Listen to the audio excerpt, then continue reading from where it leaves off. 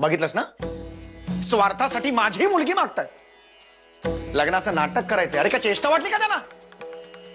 भाऊजी तुम्ही असं काय करताय? वाकणीस भला माणूस आहे आणि त्यांना जर का आपल्याला फसवायचंच असतं ना तर त्यांनी एवढी सविस्तर माहिती दिलीच नसती ना. आणि मी म्हणतो आहे त्यांचा स्वार्थ, तर मग आपण आपला विचार करूयात ना. हे बघ, मला हे अजिबात पटणार नाहीये. छोटा निर्णय. अरे केशव, माझ्या मुलीच्या आयुष्याचा प्रश्न आहे रे. अस्मिताच्या आयुष्याची आधीच परवड झालेली आहे. तिच्या आयुष्याचं अजून काही वाईट झालेलं माझ्याकडे नाही बघवणार. पण भाऊजी गप्प बस. एक शब्दही बोलू नकोस. निघ इथून. आता बोला. झाली तुझी सगळी कामं? अहो काम म्हणजे माऊचा पसारा, तो आवरत होते. माऊचाच पसारा नाही, या घराचा पसारा आवरत सुटली असतो. किती करशील या घरासाठी? दमत नाहीस का? आपल्या माणसांचं करून कधी दमायला होतं का? नाही दमत नाही. पण जानकी, पुढच्या काळात कदाचित तुला अजून खंबीर व्हावं लागेल. मला त्याची कल्पना आहे. वाकनीस काकांनी मुलगी पाहिली आहे ना, ते म्हणाले की त्यांची परिस्थिती जरा बेताची आहे म्हणून. हो, पण मी वाकणेसांना सांगितलंय की त्यांना असं कुठेही भासवू द्यायचं नाही आणि त्यांच्या परिस्थितीचा गैरफायदा घ्यायचा नाही. त्यांच्यावर जी काही कर्ज वगैरे आहेत ती आपण फेडून टाकू. कारण जी मुलगी असं काहीतरी करायला तयार होते तिला कुठल्या तरी मोबदल्याचीच अपेक्षा असणार. अहो, झोपायचं नाहीये का?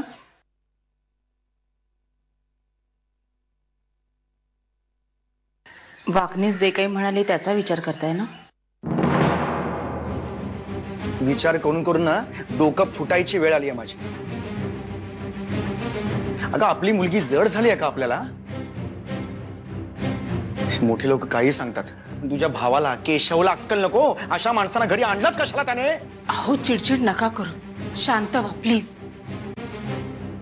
आणि जरा शांतपणे विचार करा. केशवने जो काही निर्णय घेतलाय तो नीट विचार करूनच घेतला असेल ना? म्हणजे माझ्या डोक्यावरचं कर्ज फेडण्यासाठी मी माझ्या मुलीचा सौदा करू असं म्हणायचंय तुला? बाबा,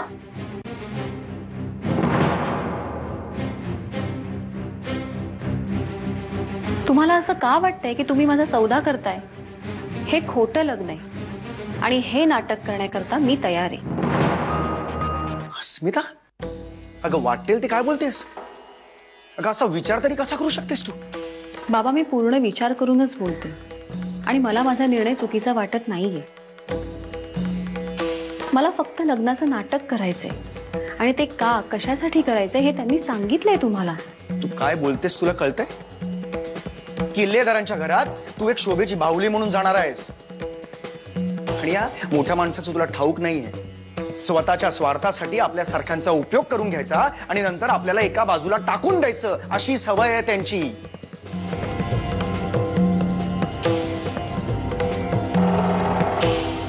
अस्मिता बाळा, तू पूर्णपणे विचार केलायस ना? कारण जे काही परिणाम होतील त्याचा सगळ्यात जास्त त्रास तुला होणार.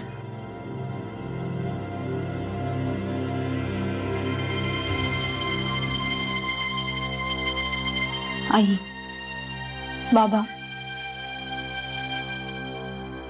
तुमचं म्हणणं पटतंय मला. वाकनीस गेल्यानंतर मीही खूप विचार केला. माझ्या त्रासापेक्षा कर्जामुळे भोगावा लागणारा त्रास हा जास्त भयंकर वाटतोय मला. कारण बाकी कुठल्याही गोष्टींपेक्षा स्वतःच्या घराचा मान सन्मान जपणारी माणसं आहेत ती. मी खरंच सांगते, तिथे मला कोणत्याही गोष्टीचा त्रास होणार नाही.